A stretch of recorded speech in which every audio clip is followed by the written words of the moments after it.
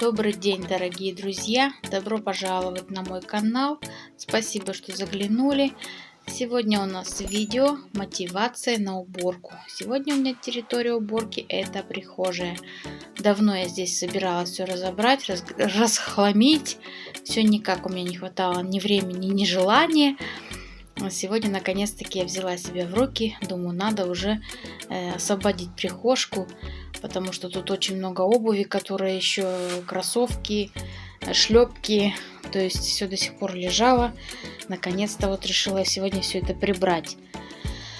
Начала расхламлять вешалки. Тут у нас и сумки, и зонты, и какие-то тонкие куртки, которые нужно постирать и убрать уже. Это зонт, кстати, у меня голубой.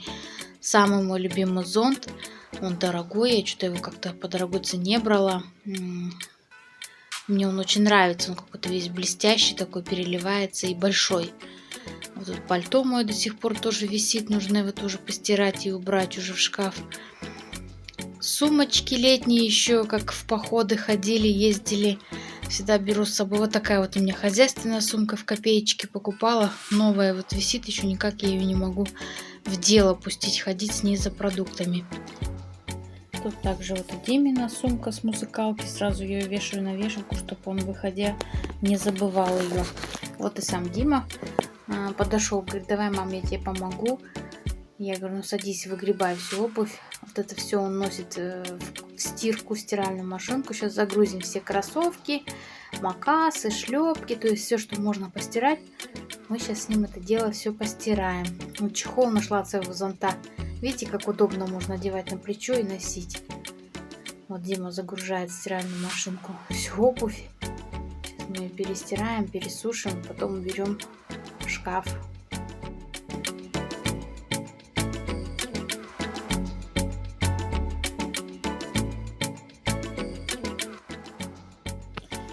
Ну, немного расскажу о себе, последних наших новостях. Вы, наверное, многие знаете, что я записалась на курсы автовождения. Прошло у меня уже 3 занятия. Вот.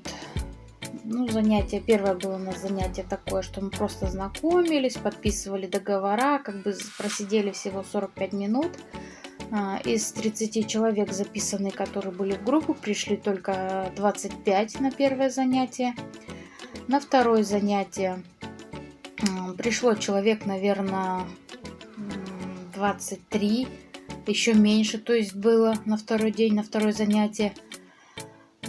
Уже лекция шла у нас 1,5 часа, как и было заявлено изначально, что теория идет 1,5 часа. Минут 40 он проводит, потом дает 5 минут перекура, погуляйте, походите, кому в туалет, кому покурить. Вот, и продолжаем дальше. Ну, в группе, что могу сказать, много и молодежи, прям до такой степени, кажется, дети совсем. И кто среднего возраста, и постарше, даже одна бабушка у нас есть такая, я не знаю, сколько ей лет, но прям седина уже такая, и на вид такая, ну, бабушка уже. То есть, как говорится, этому обучению все возрасты покорны. Вот. Вождение мы еще не водим, по городу мы еще не катаемся. Сказали 2 декабря в среду, вот получается, будем выбирать себе инструкторов. Уже начнется у нас вождение по городу. Ну, преподаватель у нас хороший, ничего не скажу. В кабинете, единственное, как-то прохладненько. Я прям куртку, если сниму, мне прям холодно, остываешь. 1,5 часа сидеть все-таки на одном месте, остываешь и прохладно. И лавки, очень жесткие лавки, деревянные обычные лавки. Мне прям так, сижу уже и так и сяк, мне прям очень жестко, так и хочется какую-нибудь с собой подушечку или карпешечку что-нибудь взять, подкладывать себе под попу, потому что очень твердо, очень жестко сидеть 1,5 часа не вставая, это как бы тоже тяжеловато. Ну, в общем-то, так сказать, пока все нравится, обучение мое нравится. Единственное, напрягает, когда у меня выпадает теория и мне на работу, либо я в день на работе, либо мне в ночь идти И приходится просить девчонок, чтобы либо задержались, либо сменили меня пораньше. Вот немножко в этом напрягает меня это все.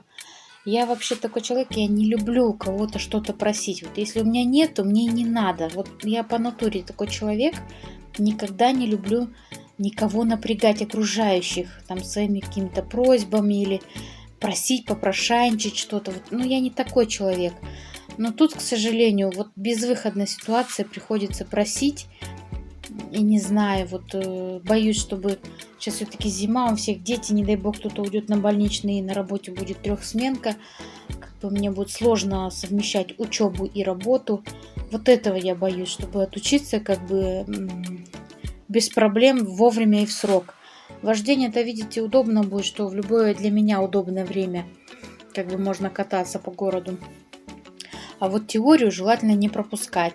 Преподаватель сказал, что кто у нас будет пропускать теорию, на следующий раз прогульщиков спрашивать буду в первую очередь. Ну, то есть вообще нежелательно, конечно, прогуливать теорию. Желательно на каждый урок появляться, приходить. Вот. Ну, у нас еще что-то с машиной какая-то проблема. Не стала печка с моей стороны дуть холодным воздухом, непонятно почему. У мужа с его стороны теплым воздухом обдувает, с моей стороны прям вот ледяной воздух дует и все. И вот он, когда возил меня последний раз на учебу, он, получается, сидит в машине, меня ждет 1,5 часа. И он говорит, я, говорит, замерз. В машине я замерз. Так, говорю, ты заходи в здание. Он в рабочей одежде с работы сразу за мной на работу и повез меня на учебу. Он говорит, мне неудобно, я в рабочке типа. Сегодня вот выходной, он поехал там к знакомому в гараж. Хочет посмотреть, уже в интернете все перекопал, в чем причина. Может быть, какие-то там заслонки или тросики какие-то оборвались, не знаю. Мне-то что, он меня довез, я не успеваю замерзнуть в машине, пока мы доедем. Доезжаем быстро с работы вот до города, до моей учебы. Я не успеваю замерзнуть, это он сидит потом 1,5 часа и мерзнет. Ну и как бы в городе некому пойти к знакомым, чтобы там 1,5 часа, допустим, просидеть. Немного прервалась, звонил Ваня, он там в гараже у кого-то, как я говорила, машину смотрит, эту печку. Бензин, говорит, кончился. А мы только недавно заправлялись. Я говорю, как кончился? Он говорит, ну, сейчас же машину прогреваю, поэтому больше бензина уходит. Переведи мне, говорит, деньги на карту. Ну, доехать до заправки хватит, надеюсь, говорит, бензина. Поеду заправляться. Разобрал, говорит, печку. Ничего там такого. Тросики на месте, заслонки. Все в порядке, все на месте. Может быть, говорит, листьями забилась. Что будет сейчас вскрывать там панель, смотреть, может быть, правда, действительно забилась листьями все и не проходит тепло в салон. Ну, сейчас будет разбирать, так что вот такие вот дела у нас о машине, о нашей. Дай бог, чтобы сегодня все сделал, все решилось, потому что мне скоро на учебу. А у меня тут продолжается веселая уборка. Вот такие вот лоточки, ребята, я покупала в Fix Price еще в прошлую зиму. У меня их 2 штуки, такие удобные, такие классные для обуви. Один у меня мы прям вырезали, обрезали в шкаф, на прихожку на саму положили, а второй вот здесь в стороночке стоит. Хоть нас и 4 человека, но обуви почему-то очень много.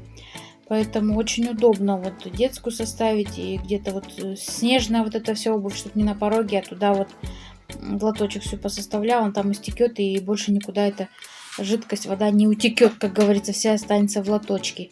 Очень удобные пластиковые лоточки, вообще прелесть, мне очень нравится. Вот у меня их 2 штуки. На пороге у меня лежит вот такой вот резиновый коврик. Этот коврик мне привезла мама с Казахстана.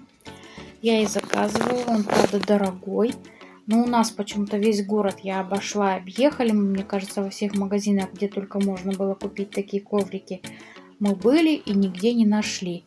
Предлагают мне другие какие-то коврики. Мне вот не нравится. Вот это вот я у мамы увидела. Я говорю, мам, купи мне такой, тебе денежку отдам, купи.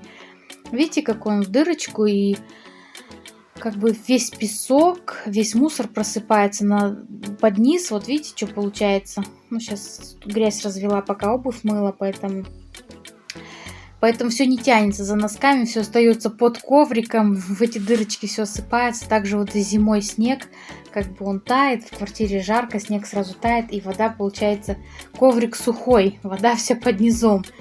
Очень удобный коврик, мне очень нравится. Вот мама мне привозила 2 метра, я вот 1 метр положила, уже года 2 он у меня лежит. Еще 1 метр у меня в запасе. Здесь вот у нас таких я не видела ковриков. Я его помыла хорошо с 2 сторон вот, и положила обратно. Вообще классно, я его прям обожаю, этот коврик. И ногами ходить по нему не больно. Ну, как бы вообще классно. На порог самое то. Вот так вот быстро и незаметно пролетела моя уборка, пролетело мое расхламление. Везде все перебрала лишнее, все поубирала, все повымывала, зеркала все натерла, половичок коврик свой вымыла. На полочках здесь прибралась, обувь всю перебрала, все перемыла, полы помыла в итоге. Вот такая вот чистота у меня получилась в прихожке. Потолки я буду мыть отдельно, все сразу в квартире. Поэтому всем пока, спасибо за внимание. До встречи!